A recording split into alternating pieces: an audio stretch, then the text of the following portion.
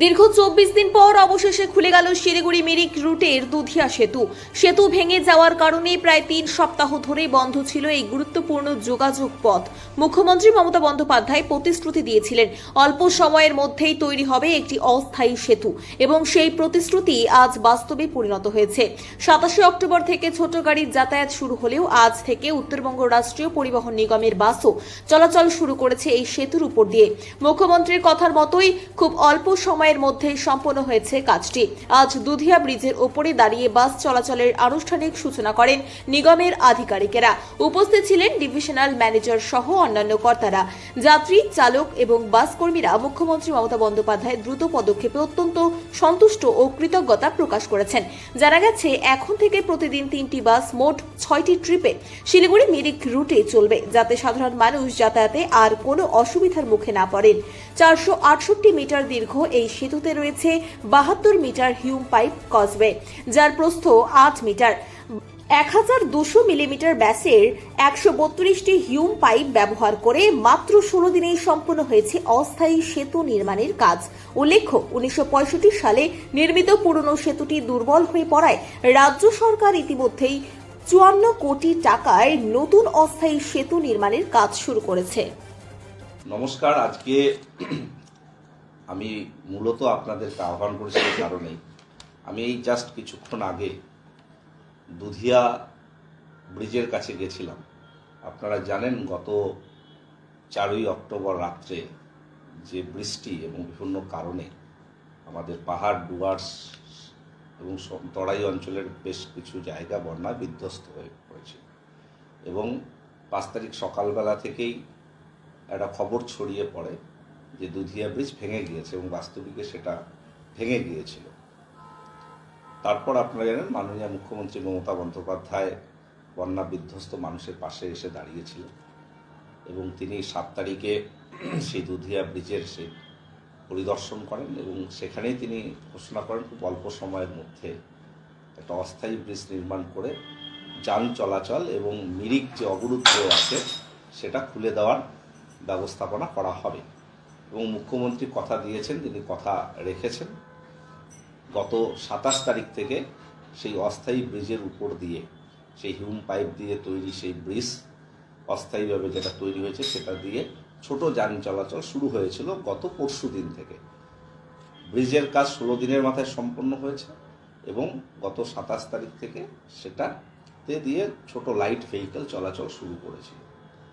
আমরা উত্তরবঙ্গ রাষ্ট্রীয় পরিবহন নিগম প্রায় ২৫ দিন বাদে, অর্থাৎ ৫ তারিখ থেকে গতকাল অবধি আমাদের সেই রুটে গাড়ি যাতায়াত বন্ধ ছিল মিরিকের।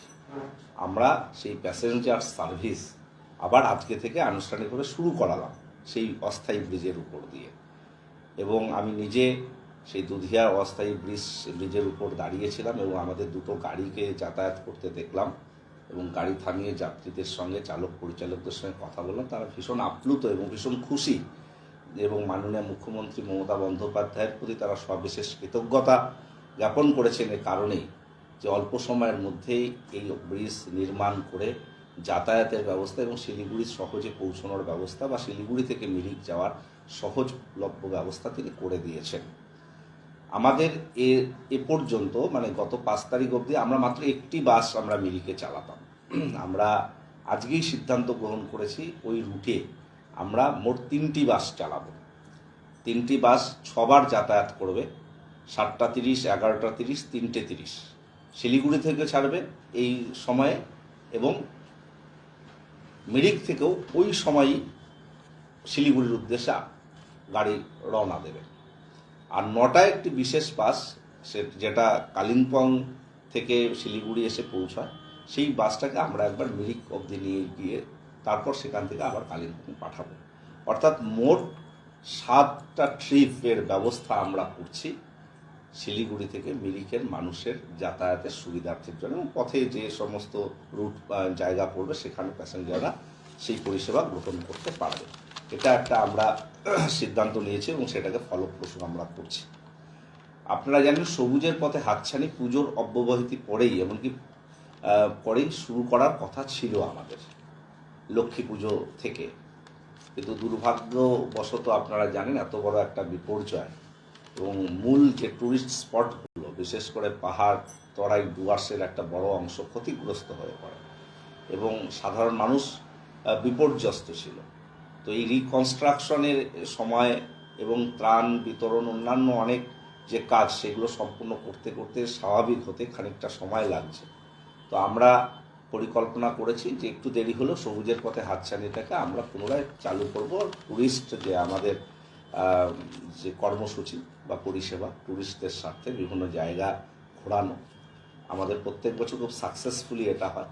তো আমরা একটু দেরি হলেও এটা চালু করছি। আগামী 1 ডিসেম্বর থেকে আমরা সবুজের পথে হাতছানি গ্যাংটক, দার্জিলিং, পাহাড় ডুয়ার্স এবং তরাইয়ের বিভিন্ন জায়গায় খুব স্বল্প মূল্যে থাকা খাওয়া সমস্ত ব্যবস্থাপনা সহ একটা প্যাকেজ ট্যুর যে কর্মসূচি সবুজের পথে হাতছানি, সেটা আমরা 2টো বাস দিয়ে চালু করছি। আমরা বাসগুলোকে ব্র্যান্ডিং করে সেগুলো সাজানো অল্প সময়ের মধ্যে করব এবং একজন অবসরপ্রাপ্ত আমাদের কর্মী, যিনি এক সময় এই সবুজের পথে হাতছানিকে পরিচালনা করেন, তাকে আমরা পুনরায় রিএনগেজমেন্ট করছি, করে তাকে দায়িত্ব দিয়ে বিশেষভাবে আমরা এই উদ্যোগটা গ্রহণ করছি, যাতে অল্প মূল্যে স্বল্প ব্যয়ে খুব স্বাচ্ছন্দ্যে মানুষ পাহাড় ডুয়ার্স তরাই এর বিভিন্ন স্পটগুলো ভিজিট করতে পারে। সেই ট্যুরে 2 দিন 1 রাত্রি বা 3 দিন 2 রাত্রি বা দিনে গিয়ে সারা রাত দিন ঘুরে রাতে ফিরে আসা, এ ধরনের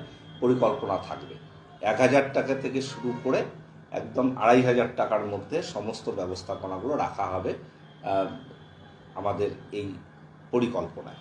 আমরা সেটা পরবর্তীতে অ্যানাউন্সমেন্ট করবো। আজকে আনুষ্ঠানিকভাবে আমরা শুধু ঘোষণা করছি সবুজের পথে হাতছানি আমরা শুরু করছি। বন্যা বিপর্যস্ত আমাদের উত্তরবঙ্গে এই রিকনস্ট্রাকশনের কাজ অতি দ্রুততার সঙ্গে সম্পন্ন হওয়ার পর, স্বাভাবিক ছন্দে আমাদের উত্তরবঙ্গ হওয়ার পর মাননীয় মুখ্যমন্ত্রী মমতা বন্দ্যোপাধ্যায়ের উদ্যোগে আমরা আবার সবুজের পথে হাতছানি এবছর শুরু করতে চলেছি।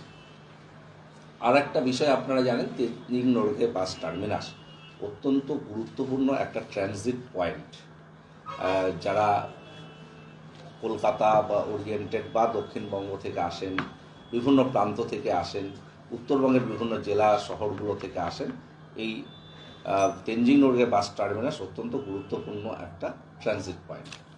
আমাদের এখানে সেরকমভাবে ওয়েটিং লাউঞ্জ, এসি বা ক্যাফেটেরিয়া নেই, ডরমেটরি ফেসিলিটিস নেই। আমরা আমাদের দোতলায় যে ভ্যাকান্ট স্পেসগুলো রয়েছে, আমরা সেখানে একটা waiting lounge, AC waiting lounge করছি, ক্যাফেটেরিয়া আমরা স্টার্ট করছি খুব অল্প সময়ের মধ্যে। আমাদের ইনফ্রাস্ট্রাকচার রয়েছে, অল্প কিছু কাজ আমাদের করতে হবে, সেটা আমরা অতি দ্রুততার সঙ্গে সম্পন্ন করব। এবং ডরমেটরি ফেসিলিটি 12 বেডের সেটাও স্টার্ট করব, যাতে স্বল্প মূল্যে যে কোনো মানুষ এই পরিষেবা গ্রহণ করতে পারে। আমরা এটাও অতি দ্রুততার সঙ্গে শুরু করছি। সবুজের পথে হাতছানির আগেই, অর্থাৎ মিড নভেম্বরে আমরা এই সুবিধাটা মানুষের জন্য আমরা চালু করব। তো এই কটি বলবার জন্যে আজকে আপনাদের আহ্বান করেছি। নিশ্চিতভাবে আপনারাও এটা প্রচার করবেন, যাতে মানুষ এই বিষয়গুলো জানতে পারে এবং এই সুবিধাগুলো গ্রহণ করতে পারে।